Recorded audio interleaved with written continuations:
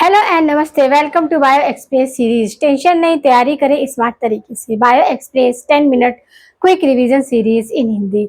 आज इस सीरीज में हम लेकर आए हैं एग्जाम्पल ऑफ बेसिडोमाइसिटीज एंड आपका डिट्रोमाइसिटीज।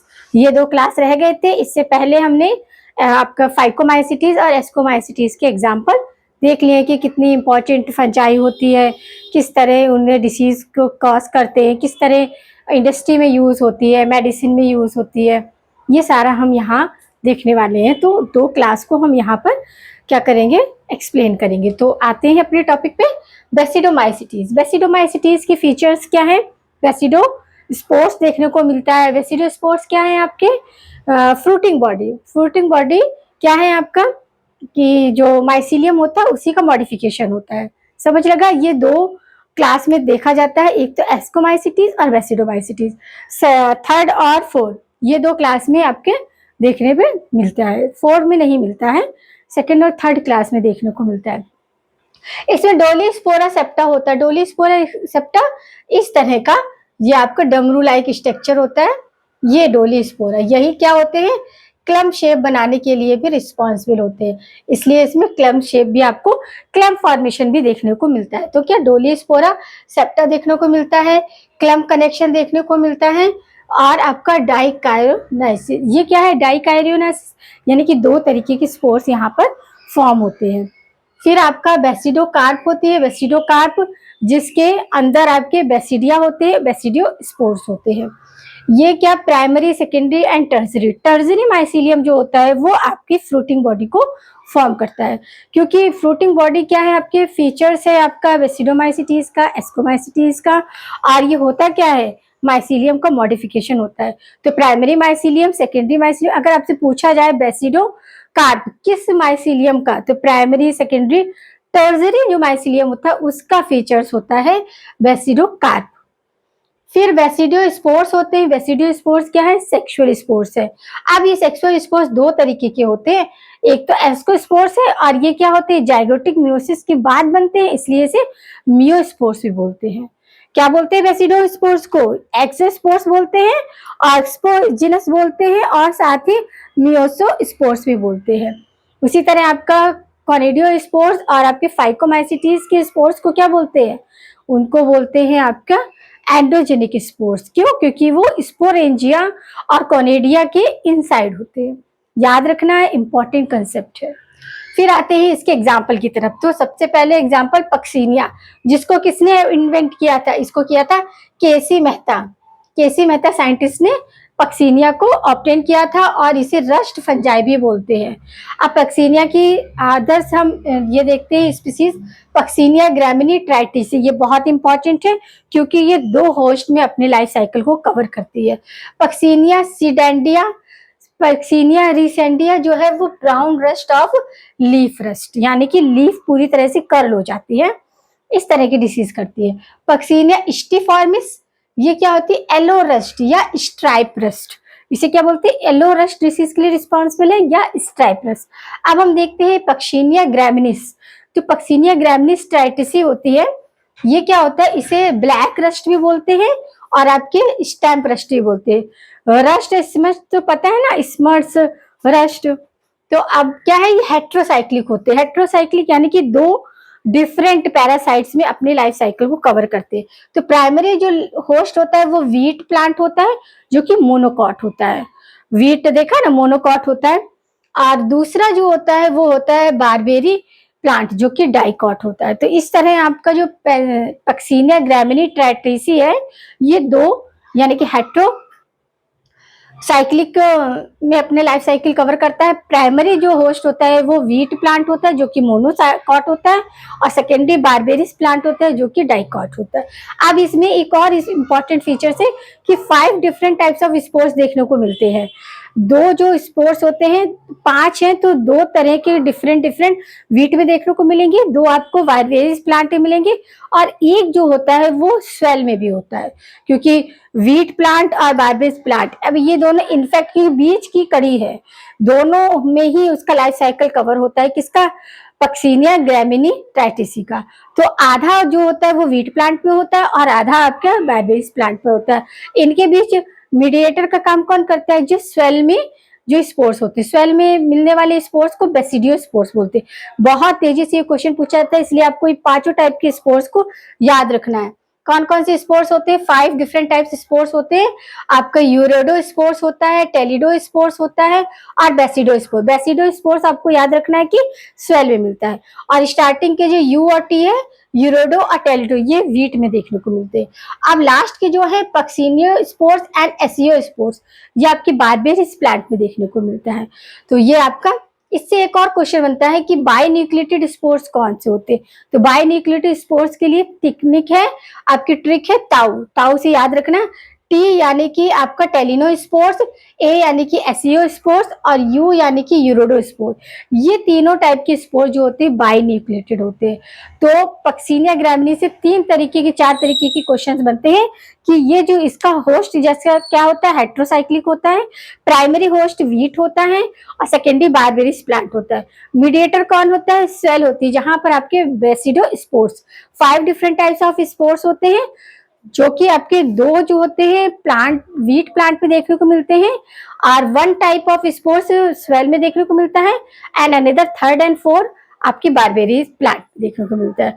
अब इसी में एक क्वेश्चन और बनता है कि आपके कौन से स्पोर बायन्यूक्लिएटेड होते हैं? तो आपको याद रखना है ताऊ, टेक्निक ताऊ, यानी कि टी यानी टेलिडो स्पोर्स, यू यानी कि यूरोडो स्पोर और आपका ए यानी कि एसिडो स्पोर्स। एसिडो स्पोर्स बारबेरिस में पाया जाता है, टेरिडो स्पोर और यूरोडो स्पोर किसमें रहते हैं? आपके वीट प्लांट में। तो ये बायन्यूक्लिएटेड होते हैं। तो इतने क्वेश्चन आपके पक्सिनिया ग्रामिनी से देखने को मिलेगा आपको। अब यहीं पर आपका एक और क्वेश्चन बनेगा कि इन्फेक्टिव स्टेज आपके वीट के लिए जो होती है वो होती है एसिडोस्पोर्स, यानी कि last spore stage of बारबेरिस plant. वहीं आपके बारबेरिस प्लांट के लिए इन्फेक्टिव स्टेज क्या होती है? बेसिडोस्पोर, जो कि उसे स्वेल से मिलते हैं। समझ लगा कि वीट के लिए इन्फेक्टिव स्टेज है last spores found in Berberis, aecidiospores, और बारबेरिस के लिए क्या है? स्वेल में जो स्पोर्स मिलते हैं बेसिडोस्पोर वो होते हैं। अब आता है दूसरा एस्टिलैगो। एस्टिलैगो को समिट बोलते हैं। इसे किसने आपका इन्वेंट किया था? जेसी लूथरा। ये बहुत तेजी से साइंटिस्ट नाम पूछे जाते हैं। जेसी लूथरा याद रखना है। इस समिट जिसे एस्टिलैगो बोलते हैं और रस्ट जिसे हम पक्सिनिया बोलते हैं, वो केसी मेहता साहब ने इन्वेंट किया था। एस्टिलैगो, एस्टिलैगो क्या है? ऑसियस होते हैं, यानी कि एक ही होस्ट में इनका लाइफ साइकिल कवर हो जाता है। इसे लूज समिट कहते हैं। लूज समिट ऑफ वीट क्या है? एस्टिलैगो न्यूडाटाइटी, न्यूडाटाइसी स्पीसीज है। वहीं आपका कवर समिट ऑफ बारबेरी, आपका कवर समिट ऑफ बार्ले, ये क्या है आपका? स्टिलैगो न्यूडाई। ये याद रखना है आपको स्पीसीज से। अब एगारिकस, थर्ड आपका एग्जांपल आता है एगारिकस। पक्सिनिया हुआ, आपका एस्टिलैगो हो गया, और थर्ड आपका आता है एगारिकस। ये है पिस्टल, इसको क्या बोलते हैं? लिथोरियस भी बोलते हैं, गिल फंजाई बोलते हैं और फेयरी फंजाई। क्या बोलते हैं? Fairy fungi. इडेबल होती है ये। और दूसरा आपका हेलोजिन। हेलोजिन्स क्या होती है? पिस्टोलाइस होती है। ये क्या होता है? एक तरह से ड्रग होती है, पिस्टोसिन्स। समझ लगा? अब एगारिकस का हम एग्जांपल देखेंगे। एगारिकस के एग्जांपल है एगारिकस कंपेसेस। ये क्या है? Field mushroom. क्या है? Field mushroom. इसे क्या किया जाता है? कल्टीवेट किया जाता है। वैसे आपका क्या है? एगारिकस बाइस्पोरम, ये कल्टीवेट है, ये खाने वाली होती है, इडेबल फंजाई होती है और इसकी खेती की जाती है। और आपका एगारिकस मैनिपुसेस्टा, ये क्या है? ये इसे बोलते हैं डेथ चेयर या डेथ कप। कहते हैं कि मतलब ये जिसको दिया गया था वो चेयर पे ही बैठे बैठे एक्सपायर हो गया था, तो इसे इसी के नाम से कौन सी डेथ चेयर फंजाई भी बोलते हैं या डेथ कप, क्योंकि कप में डाल के दिया गया था जो भी पॉइजन था। पॉइजन कौन सा मिलता है इसमें? अल्फा एमाइटो, जो कि आपका इनहिबिटर है आपका डीएनए, जो आपका आरएनए पॉलीमरेज थर्ड का, ये इनहिबिटर होता है आरएनए पॉलीमरेज थर्ड। ये क्वेश्चन भी बनता है कि किसका पॉलीमरेज है आपका डेथ कप का पॉइजन, तो आपने याद रखना है polymerase of RNA third, RNA polymerase of RNA 1 second और थर्ड। तो थर्ड का पॉलीमरेज होता है आपका क्या? अल्फा एमिस्टिन। ये पॉइजन किसमें मिलता है आपका? एगारिकस मैनिटोफाइसम, जिसे हम डेथ चेयर या डेथ फंजाई भी बोलते हैं।